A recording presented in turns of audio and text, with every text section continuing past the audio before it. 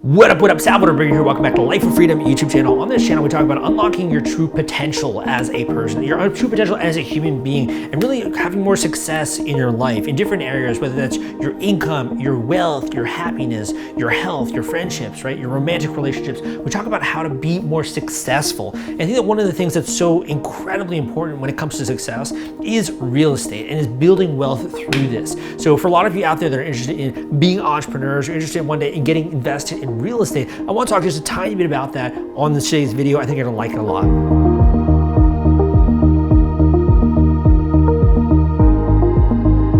Okay, so let's get into this. What are some of the benefits of real estate? And why should you even think about this? Why should this be, like, even if you don't have the ability right now necessarily to get into real estate, why is it that you should be thinking big? Because let's be honest, it doesn't cost you anything to dream big. And so many of us are just, like, I think, caught in a rut when it comes to what is our true potential as a person. I'm telling you that there's so many things that you are capable of that if you just understand sort of the basics behind them, you could actually get into starting a business, into growing your income, into getting into real estate, etc. I really want to create a bigger vision for your future that you can easily understand. The first benefit when it comes to real estate, I'm talking about residential real estate, but it could also be commercial real estate, is that you can create a flow of income. So say flow of income. Now, this flow of income is coming because you have a product, you have a service, you have an asset that other people value. And when you have something that other people value, they're willing to what? Spend money in order to acquire that, in order to rent it, in order to use it, etc. When you own something that other people value, it's almost as good as actually having just a pile of cash. It's like you have real value. And at the end of the day, if you have a pile of cash, it doesn't really mean anything at the end of the day. Like, I know it sounds silly, right? But if you have a pile of cash, it's not like you can eat it, right? It's not like you can drink it. You kind of take this money, this paper money, and you transact with other people and you trade it for water, you trade it for food, you trade it for housing, you trade it for different things that you need in order to keep yourself alive or to enjoy things. For example, going jet skiing if you're here in Miami, right? You're going kayaking, you're going, maybe you're buying a bike so you can have some incredible treks, right? With your biking or your mountain biking or whatever, right? You take this cash, this pile of cash, and you trade it for other things that you deem to be more valuable, right? And even if you have tons and tons of cash, you have $1 million, it doesn't necessarily mean that you're happy, right? It doesn't mean that you're necessarily having all of your needs met. You need to begin to then take that money and transition it and transaction with other people in order to either have your needs met, in order to have things happen, in order to get the things that you want in life. So the first is that you create a flow of income. It's because, again, other people value the thing that you have. Where does this come from? This flow of income comes from when you have real estate and you are renting out that real estate in some way. So that could be you have a tenant, right? Someone who's actually staying there and they're renting out the property and you are a landlord, right? The other could be if you have an Airbnb or something like that and it's a short-term rental business and you're renting out it on a nightly or a weekly basis or something like that.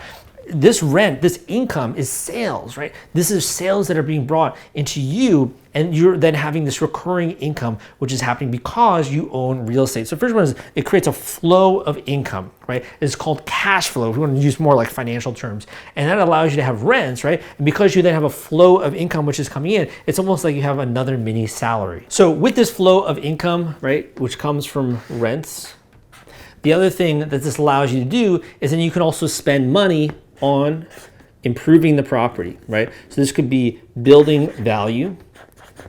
So you could spend money, for example, on maybe if you have a condo or something like that, you could spend money on upgrading the cabinetry, right? Or if you have a house, you could spend money on maybe improving the interior and the flooring, right? Which actually adds value to the property because of the money which you brought in when it comes to rent. So the first big advantage is that it creates a flow of income, right? So cash is coming in the door, which you can then either keep for yourself and fund your lifestyle, or the smarter thing you do, improve the actual property so that you can then charge more when it comes to that, or the actual value of the property increases. The second major benefit of real estate when we're talking about this subject here today is the fact that you actually have ownership in that product or in that property or in that asset, and over time that ownership grows. So you have what's called ownership, okay? Ownership, S-H-I-P, sorry. Ownership leads to what? Ownership leads to wealth, okay? We'll say wealth. So there are a lot of different definitions of wealth, and there's also like spiritual wealth. These are things we talk about obviously on the show. When it comes to real estate, ownership is directly tied to wealth. When we talk about someone who's wealthy, right, what do we kind of refer to that person as? So they have a lot of assets. They have a lot of ownership even in companies, right? Bill Gates is very wealthy. He has ownership in different companies. The more ownership that you have as a person in different companies, in different real estate assets, etc., the more wealthy you become over time. So when it comes to ownership with real estate, you're usually putting down some kind of a down payment on that real estate. So what that means is that you're putting down a certain amount of money and you have a mortgage which is taking up the rest of that. So if you have like a property that's like $500,000, right, you're putting down a down payment, which is your money, right? And then you have this other portion of that property, which is all based on the loan, which is the mortgage, right? So you have ownership in that property. Now, technically, you actually own the entire property if you want to get more technical here. But when it comes to your equity, right, in the property, which is kind of what we're trying to ownership wealth, your equity can be built over time. Now, why is this? So let's just say that you have equity in this property, okay? So you spotted a 500K property, you got a little bit of equity in that property, you own that now, which is incredible. You can start renting that out. You're generating rents, right, when it comes to this. Well, you now take that money, and in addition, that tenant, that person who's actually spending money every single month, renting out your property, they are contributing to your equity because every single month you're paying back your mortgage. Who's paying that mortgage? The tenant. In addition, you have extra cash left over. Maybe you decide to throw that cash also as well at the mortgage. All of a sudden, you're paying down that mortgage at a much, much, much faster rate. And in addition, you're building up your equity in the property. So you're using someone else, the tenant, right, the customer, to actually pay down the debt on that property, which appreciates your obviously your equity. And in addition, it causes you to not have to put in that money yourself in order to pay off the actual loan on that property, which is the mortgage.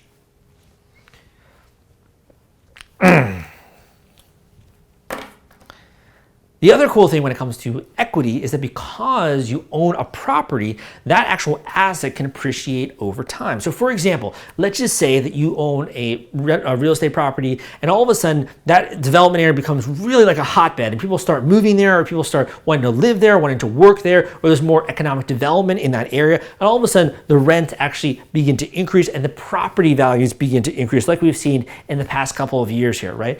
So what that means is that your equity also begins to grow as well. And this is known as appreciation, right? Appreciation. So let's just say that that property which you bought over the course of the next 2 years ends up actually being worth $600,000, right? Or $700,000, heaven forbid, right?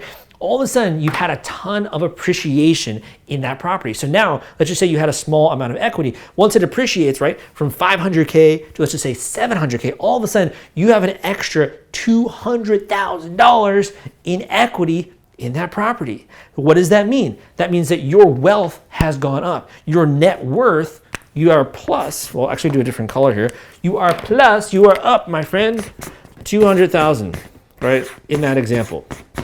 So the other benefit of real estate is not only that you are allowing someone else to pay down your property mortgage, that you can also take that extra cash and apply that to the mortgage and you're building more equity in the property. But the other thing is that because of appreciation, your net worth is going up as well every single year. Now, obviously, properties don't always go up in value. However, if you select the right location, it's almost like a no-brainer. What is the next big benefit when it comes to real estate?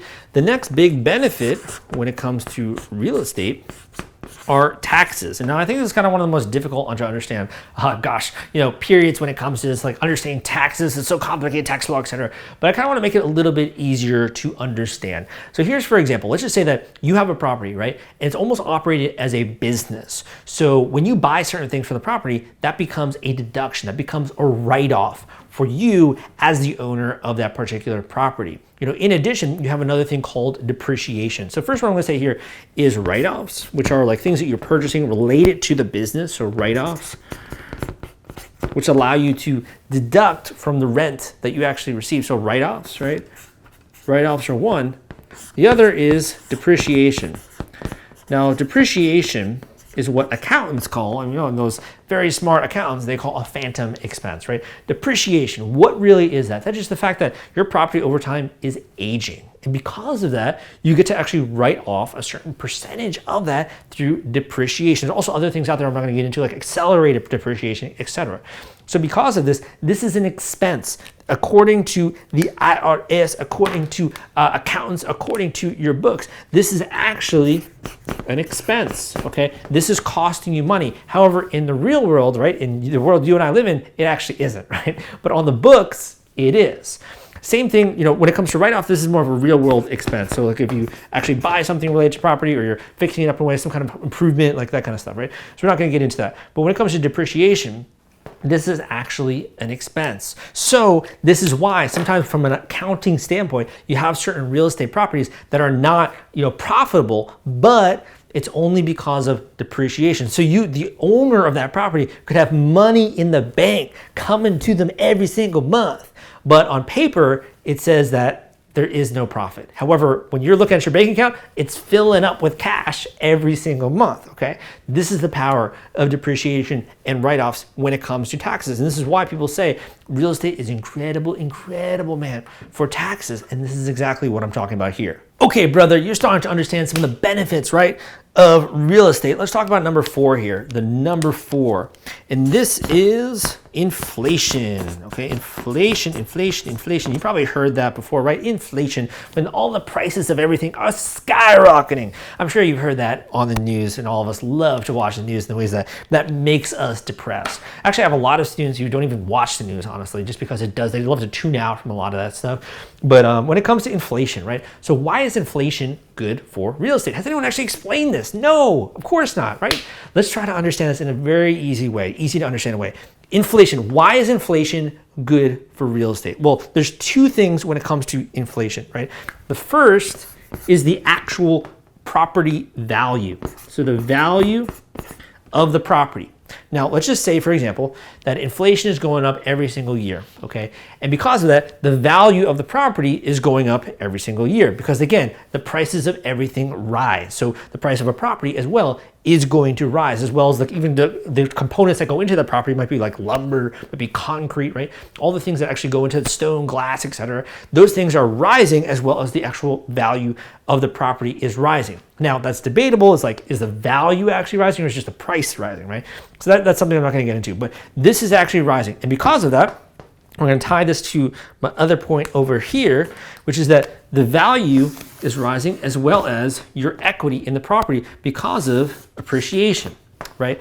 So first of all, with inflation, because the prices are rising, because the property values are rising, you're actually gaining more when it comes to your equity in the home or your equity in the actual property and appreciation. Thus, there's appreciation that's happening with the property. However, there's actually another really big thing when it comes to inflation, and the reason why this is so huge, which is that a lot of the times we have what's called a fixed interest rate.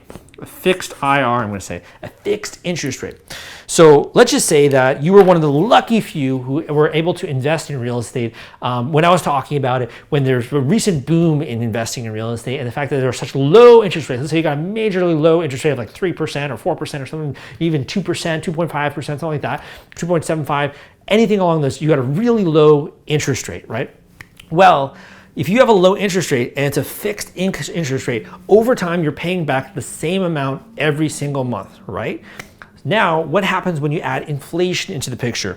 So let's just say, for example, like I was talking about, you got a really low, like 3%, really great interest rate or something like that. It can even just be a little bit higher, it doesn't matter, right? Let's just say you got a really low interest rate. Let's just say inflation is at 2% a year or 2.5%, or heck, even it's getting up to 7% or even more, right? Think about that. So let's just say that inflation, just to kind of do average numbers right here, we'll say that inflation is also at 3%, right? Man, how cool is that? Now, why is that cool? That's cool because over time, you're basically the money that you put up and also the actual mortgage that you put on that house, the value of that is decreasing over time because of inflation. So when there's more and more inflation, if you have a fixed interest rate when it comes to your mortgage, that's so good for you, dude. That is so incredible, so amazing, because you're basically inflating away those dollars. And you have no reason as well, or no incentive to really pay it off soon, because if there's more and more inflation, those dollars that you spend to actually acquire that, the mortgage, are worth a lot less, right? So it's a horrible deal for the bank, great deal for you when it comes to this. And as well, the value of the property overall is continuing to rise. Number five, let's get into the fifth point here. And then I also want to kind of end this with a really important message. So there are so many more benefits that we could talk about, honestly, but I want to end this with a really important message after we go over number five. Okay, so you've been thinking about getting into real estate. There's some of the major key benefits when it comes to this. Number five, in my opinion, is one of the things that's like going to just explode this for anyone out there. It's going to blow your mind. This is really critical. Number five is that it's much easier for you to get access to instant cash. So you can borrow against this asset. And also, what I'd say as well, if I'll add a bonus here, which is that this to me is generational wealth. Generational wealth. Now, first of all, when it comes to borrowing against this, at any point in time, if you have equity in your home, let's just say your home went up by an extra $200K like we talked about, and you also have a little bit of equity in there, all of a sudden you can borrow against that amount. How cool is that? You can actually just take money out of the property and you can invest that in another property. You can invest that in improvements in the property, and maybe you have a certain interest rate related to that debt, but because of your rents or whatever, it's already covering that, right? Or because the new property that you acquire, you do the math and it's able to cover that. So you can take money out of the property. It's not just fixed there by borrowing against that, whether it's like a HELOC, right? An equity line of credit, something like that. You can easily borrow against this because you have a real asset. Banks are not going to give you money to be able to borrow money, right, in order to acquire stocks or something like that. But you can actually use that money to acquire real estate. You can get a loan because you have a real asset. They value real assets. You have wealth, you have ownership, you have equity, right? This is something you can borrow against, therefore. So your asset, your net worth is building over time. And number six is you have generational wealth. You don't necessarily have to sell this if you do what I talk about. You don't have to sell your property. If you want to, you can. All of a sudden you have a bunch of cash and maybe you can go buy another property or another two, right? But this is something where you can actually pass this down to different generations, right? So what I talk about on this channel is being more successful in life. How do you achieve and unlock success? And to be so clear with you, this is no different than just having a mindset shift. When you have this complete mindset shift, I'm telling you, the world will open up to you. Like the clouds will part. It'll be so easy for you to understand how you can claim more freedom in your life, how you can finally rise to your fullest potential as a human being. And obviously there's strategy to this. There's a blueprint to this. I talk about this in Decoding Your Mind, my course on this, and which I'll link up down below, how to really unlock your potential. But this can be available to you as well as being an entrepreneur, starting a business, growing your income, any of these things. But the most important thing is that you got to start surrounding yourself with the right people. You got to start listening to the right voices, right? You got to start understanding the actual practical steps that you can take in order to be more successful in your life. Whether your goal or your objective is to build generational wealth or to maybe get out of the cycle when it comes to poverty, or a cycle when it comes to systemic trauma, which you've experienced as a family, in a family. Maybe it's to rise to another occasion when it comes to maybe even going from being a middle class to going to the upper class, or becoming wealthy, or becoming rich, and really just kind of getting past your programming, right? If you're born into a place that maybe just didn't have a really great family life, didn't have really great friendships, didn't really have a great education or great information or access to these different things, you can now decide to change that, but it starts with you. You got to take responsibility for your education. You got to take responsibility for your learning. You got to take responsibility for what your goals are in life, and to really be willing to surround yourself with the right people, to listen to the right voices, to really be committed in this way. And again, this starts with a complete mindset shift. So the stuff that I'm talking about here, the stuff I talk about when it comes to business, stuff I talk about being a digital nomad, all of this is at your fingertips, but you need that mindset shift. So go and check out my course down below on Decoding Your Mind, Unlocking Your Potential, so that you can be more successful, so you can begin to create momentum, so you can enter things like real estate, so you can enter things like business, right? So you can do these major things, and not only, I think, just have that accomplishment, but also to change the quality of life in which you are living. So hope you enjoyed this video. My name is Salvador Brigman. Give me a thumbs up if you did. Leave a comment down below. Come subscribe to the channel for more content just like this, and I will see you next time.